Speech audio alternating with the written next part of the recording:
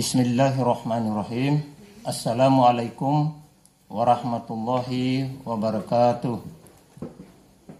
Selamat pagi anak-anakku. Pertama-tama patut kita bersyukur kehadirat Allah Subhanahu wa taala, Tuhan yang Maha Esa, atas diberinya kesempatan pada kita semua pada pagi hari ini bisa melakukan aktivitas sebagaimana semestinya. Saya ucapkan selamat kepada anak-anakku yang sudah diterima di SMK N2 Mataram tahun ajaran 2020. Sebelum Pak Guru masuk ke materi, terlebih dahulu memperkenalkan diri. Nama Dr. Andus Haji Anwar, jabatan Ketua Program Keahlian OTKP.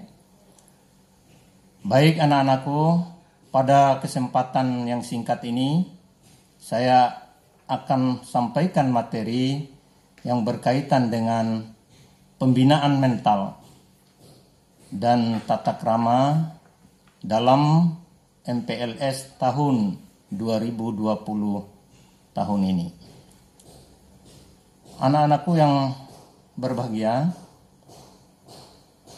bahasan pembinaan mental tentu tidak terlepas dari masalah pendidikan, baik pendidikan agama, pendidikan etika, moral, tata krama, dan sebagainya. Semua ini untuk motivasi belajar kalian sebagai siswa. Pendidikan mental adalah proses perubahan sikap dan tingkah laku seseorang atau sekelompok orang dalam mendewasakan manusia itu sendiri. Pendidikan adalah usaha sadar dalam menyiapkan peserta didik melalui kegiatan bimbingan, pengajaran, atau latihan, baik perannya di masa yang akan datang. Hal-hal seperti itu harus dipelajari dengan sungguh-sungguh. Adapun pengertian mental itu sendiri adalah yang berhubungan langsung dengan keadaan jiwa, sifat, batin, dan watak manusia. Berdasarkan definisi bahwa yang dimaksud dengan pendidikan mental itu adalah suatu usaha sadar yang dilakukan untuk memelihara, melatih, membimbing, dan mengarahkan jiwa, watak, dan sifat manusia ke arah yang lebih baik supaya menjadi manusia seutuhnya.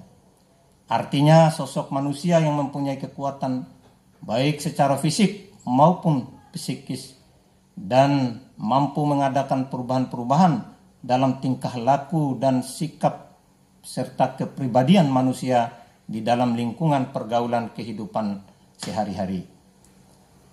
Adapun metode pendidikan yang bisa dilakukan, yaitu metode yang digunakan untuk mengungkapkan pengertian cara yang tepat dan cepat dalam melakukan sesuatu sehingga prosesnya dapat cepat, baik dalam hal latihan bimbingan, pemeliharaan batin dan watak manusia.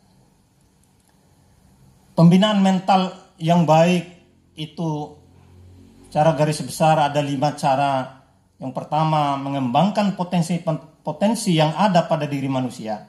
Yang kedua, memberikan pencerahan batin dengan memberi kemampuan melihat rangkaian problema masalah yang sedang dihadapi.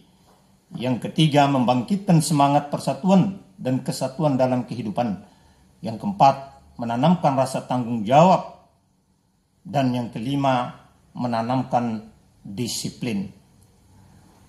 Dalam menanamkan mental yang baik dengan cara-cara memiliki sifat untuk berani menetapkan arahan hidup atau perbuatan yang diyakini. 2, kedewasaan emosi, kemampuan untuk melakukan reaksi terhadap yang dialaminya, dilihatnya dan didengarnya, dirasakan maupun dibacanya dengan mudah dan dapat berpengaruh secara langsung dalam kepribadian manusia itu sendiri. Yang ketiga, kemampuan untuk berdiri sendiri dalam melakukan segala sesuatu dengan mengerahkan kemampuan yang ada padanya. Yang keempat, sikap yang tidak menimbulkan penyesalan atas keberadaannya dalam kehidupan di dunia ini. Yang kelima, menaruh rasa hormat terhadap orang lain. Anak-anakku yang saya cintai, ada beberapa teknik terapi dalam melatih mental seseorang. Pendidikan mental dilakukan dengan pelatihan yang salah satunya teknik terapi medis yang didasarkan pada pelatihan mental sehingga orang mampu secara sadar mengantarkan dirinya ke dalam keadaan yang stabil. Dapat dilakukan dengan cara memusatkan perasaan terhadap beban yang sedang dialami, mengupayakan kesejukan pikiran, konsentrasi positif pada pernapasan, dan mengatur detak jantung dan sensasi kesan yang hangat pada anggota badan. Keselarasan dalam membentuk mental yang sehat dan kuat, ada beberapa aspek pembinaan mental, di antaranya yang pertama, pembinaan mental melalui agama. Pendidikan agama yang paling ampuh untuk membentuk iman, akhlak, watak, sikap, dan kepribadian manusia. Yang kedua, pembinaan mental melalui keluarga. Pendidikan keluarga juga sangat berpengaruh langsung pada pembentukan dan menentukan sifat dan budi pekerti manusia. Yang ketiga, pembinaan mental melalui lingkungan. Ini juga dapat mempengaruhi tingkah laku dan sifat kita dalam pergaulan sehari-hari. Pembinaan mental melalui agama, yaitu dengan cara menanamkan keimanan dan ketakwaan.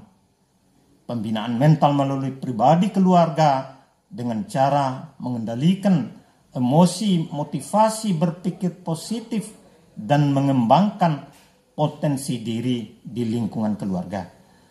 Pembinaan mental melalui lingkungan masyarakat dengan cara memahami situasi keadaan masyarakat itu sendiri, mengambil nilai-nilai positif dalam masyarakat. Dan dari tiga aspek itu ada berkaitan antara satu dengan yang lainnya, sehingga apabila yang satu tidak terpenuhi, maka yang lain juga tidak akan maksimal. Anak-anakku yang berbahagia, sampailah pada kesimpulan bahasan mengenai pembinaan mental pada kesempatan hari ini. Dari penjelasan Pak Guru di atas tadi, dapat kita ringkas kesimpulannya bahwa pendidikan mental adalah suatu usaha sadar yang dilakukan untuk memelihara, melatih, membimbing, dan mengarahkan batin dan watak manusia itu sendiri yang lebih baik supaya menjadi manusia seutuhnya. Yang kedua, pembinaan mental yang baik itu dengan cara mengambil nilai-nilai ajaran agama yang ada dan kebiasaan-kebiasaan baik di keluarga dan juga kebiasaan-kebiasaan yang baik di lingkungan masyarakat sekitar kita, terutama nilai-nilai tuntunan agama, moral, dan nilai-nilai sosial. Dengan begitu, penjelasan Pak Guru pada kesempatan pagi hari ini, Pak Guru mengucapkan atau menutup kegiatan MPLS pagi hari ini dengan mengucapkan terima kasih kepada peserta didik baru SMK 2 Mataram tahun ajaran 2020. Selamat datang di SMKN 2 Mataram. Dan yang telah mengikuti kegiatan MPLS ini dengan penuh semangat, penuh perhatian. Dan selamat datang juga kepada anak-anakku peserta didik baru untuk memasuki lingkungan SMKN 2 Mataram sebagai keluarga besar dari SMKN 2 Mataram. Kurang lebihnya mohon maaf anak-anakku. Semoga apa yang Pak Guru sampaikan bermanfaat untuk kita semua. Terima kasih. Wassalamualaikum warahmatullahi wabarakatuh. Selamat pagi.